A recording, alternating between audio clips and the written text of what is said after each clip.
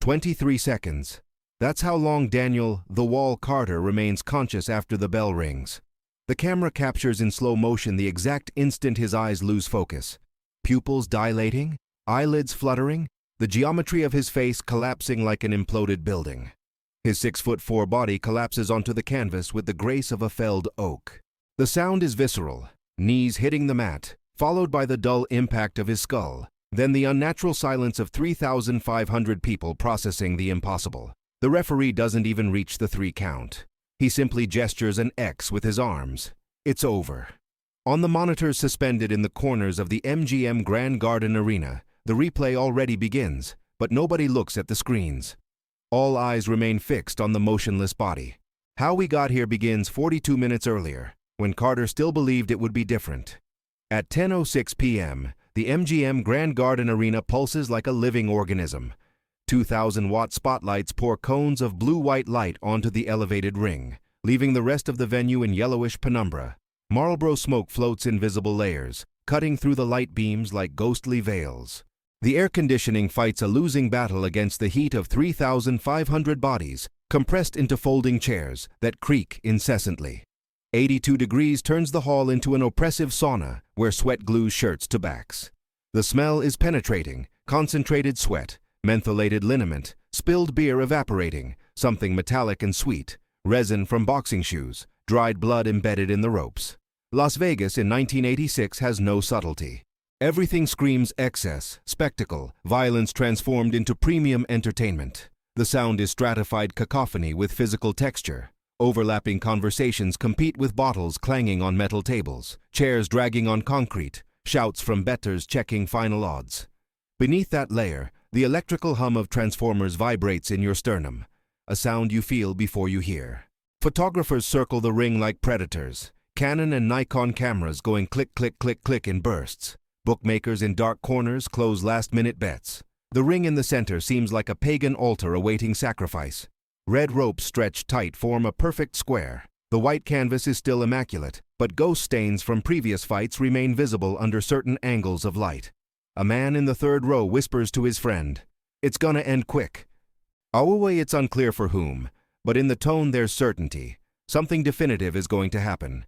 In the blue corner, Mike Tyson at 20 years old is a visual contradiction. 5'10", but built with muscular density that defies natural proportions. 20-inch neck, practically the same diameter as his head, eliminating any vulnerable angle. Rounded shoulders rise almost to his ears in peekaboo position, creating a silhouette of polished stone with no exploitable edges. His face possesses an almost juvenile smoothness. Smooth skin, large expressive eyes, features untouched by defeat. He doesn't jump, doesn't fidget, doesn't waste energy. Sitting on the stool, he receives instructions from Cus D'Amato with small nods. His eyes fix on a point in the center of the ring canvas, but his gaze is empty. He's not seeing. He's visualizing, reviewing sequences practiced 10,000 times. There's a quietness that borders on disinterest, but it's not emptiness. It's absolute concentration. In the red corner, Daniel Carter is everything Tyson is not. 6'4" and 225 pounds of defined but not dense muscle. Long and angular structure, 6'7" reach that should give him an advantage. He shadow boxes aggressively, throws punches in the air, bangs his gloves together, shouts at the crowd. Square jaw, prominent eyebrows, nose deviated to the left from poorly healed breaks. Scar above the right eyebrow. His posture is hyperextended. Artificially erect spine, puffed chest, shoulders pulled back in constant demonstration of dominance. Even standing still, he occupies space with broad gestures. His wraps are impeccably clean, no dried blood from recent sparring sessions. He trained, but didn't suffer. Carter looks at Tyson and sees size, not technique. Sees youth, not discipline. Sees target, not master. His confidence is delusion masked as certainty, and the entire arena can feel it except him. The referee calls the fighters to the center of the ring. Carter explodes from his corner, closes the distance aggressively, invades Tyson's personal space. "You're going to sleep, kid." He spits the words inches from the smaller man's face. Tyson looks through him, not at him. There's no reaction, no verbal response, no defensive muscle tension. The referee separates them, gives instructions about low blows and headbutts. Carter offers his gloves like a disguised punch, an aggressive tap. Tyson touches minimally, turns, returns to his corner. Carter shouts something at his back. Sections of the crowd laugh and applaud. Photographers capture the moment. The frozen image will show Carter dominant, mouth open in triumphant shout, arms spread, while Tyson walks away with his back turned, apparently intimidated. But boxing students in the third section shake their heads. They recognize what Carter cannot. Discipline doesn't respond to provocation. Mastery doesn't need validation. Back in the corner, Kevin Rooney whispers final instructions in Tyson's ear. He's gonna come hard. Let him come. Head off the line, work the body first, go upstairs after. Tyson nods. His heart rate is at 62 beats per minute. Elite athlete at rest. No wasted adrenaline, no unnecessary cortisol flooding the system. On the other side of the ring, Carter is burning energy, breathing through his mouth, tense shoulders, constantly bouncing on his feet. His trainer tries to calm him, but Carter doesn't listen. He's convinced he needs to establish dominance immediately, show Tyson and the world that he's different from the other 15 opponents. The crowd feels the asymmetric tension, one fighter in controlled fury against another in controlled calm. The timekeeper raises the hammer. 3,500 people collectively hold their breath. The bell is about to transform words into physics, intention into consequence. The hammer descends. The bell resonates, a pure A-flat that cuts through all other sounds. Carter explodes from his corner like an uncontrolled projectile, closing the 13-foot distance in 2 large steps. He comes with a loaded right cross, telegraphing the punch with a shoulder that rises half a second before his fist moves. Tyson sees this in perceptual slow motion, the nervous system trained by D'Amato processing visual information 30% faster than analytical consciousness. His head moves 2 inches to the left. Carter's fist passes where Tyson's chin was, cutting only air and cigarette smoke. The momentum of the missed punch carries Carter half a step beyond, completely exposing his right side. Tyson doesn't counter yet. He's cataloging data, jab speed, guard recovery, weight distribution on the feet. The crowd roars thinking they saw a confrontation. They've seen nothing yet.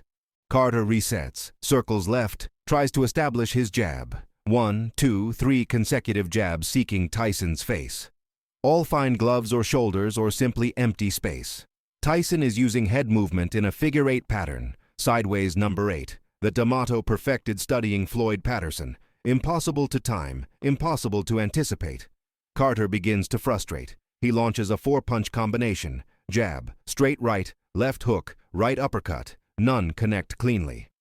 Tyson is 6 inches away, but might as well be 6 miles for the difficulty of hitting him.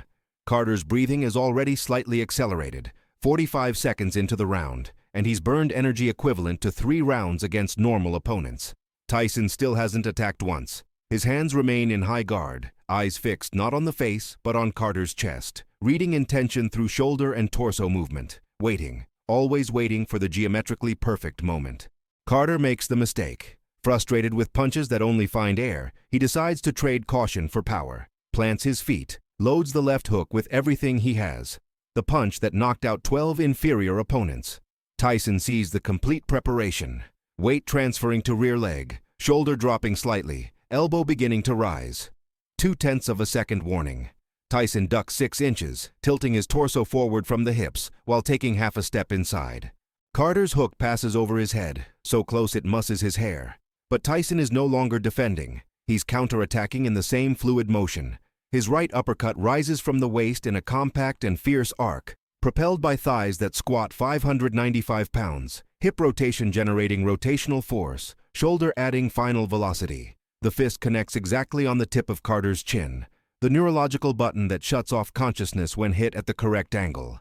The impact produces a sound that cameras capture, but the crowd doesn't consciously process. A dry thwack that is bone meeting bone through thin leather. Carter's head displaces 3 inches backward in 3 milliseconds, enough acceleration to make the brain collide with the back of the skull. His legs remain rigid for a fraction of a second. Body hasn't yet received the message from the brain that everything shut down. Then his knees buckle, not gradually but instantly, as if invisible wires were cut simultaneously. Carter falls first to his knees, then face first onto the canvas. The impact resonates through the ring. Microscopic spray of saliva and sweat captured by camera flashes creates a bizarre halo around his head. The referee doesn't even start the count. He simply gestures to Carter's corner, calling for doctors. Tyson has already turned, walking calmly to the neutral corner. His work is done. 23 seconds. Geometry applied perfectly doesn't need more time. Doctors surround Carter as he slowly regains consciousness. His eyes open, but don't focus immediately. There's profound disorientation. He doesn't know where he is, what happened, why he's looking at ceiling lights instead of being on his feet. Memory returns in painful fragments. The bell, the explosion from his corner, the desire to prove something. Then, nothing. Just black emptiness followed by this moment of horizontal confusion. When he finally comprehends that he's on the canvas, that the fight is over, that he lost not in controversial decision but in brutal knockout, something breaks inside him. Not just ego, that was already cracked. Something more fundamental. The narrative he built about himself since adolescence, about being big and strong meaning being superior, about physical intimidation being proof of worth, crumbles like a sandcastle under the tide. He promised the world he'd knock out Tyson. Instead, he didn't even survive the first round. In the locker room 40 minutes later, after medical exams confirmed mild concussion but no structural damage, Carter sits on a wooden bench with a towel over his head. His father is present, the man from General Motors who taught that men prove their worth with fists. But for the first time, the old man says nothing about fighting harder or training more. He just places a hand on his son's shoulder.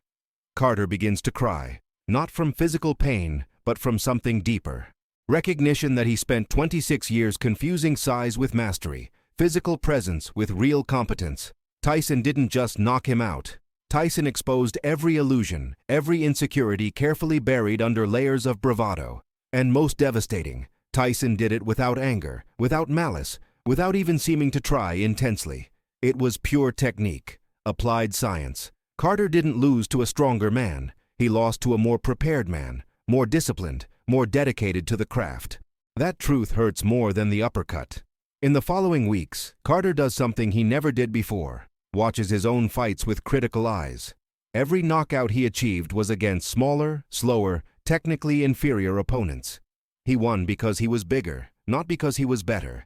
The realization is humiliating but necessary.